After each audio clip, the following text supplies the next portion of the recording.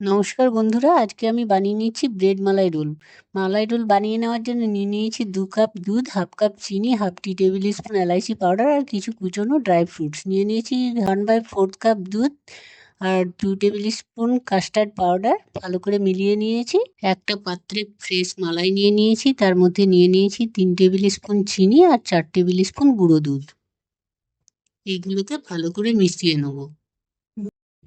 ব্রেডের সাইডগুলো ভালো করে কেটে নিচ্ছি। এরপর হালকা করে বেলে নিয়ে মালাই লাগিয়ে রোল করে নেব।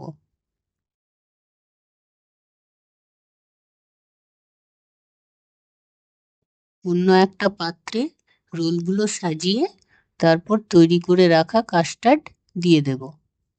ডেকোরেশন করার জন্য শেষে কিছু ড্রাই ফ্রুটস ছড়িয়ে দিচ্ছি।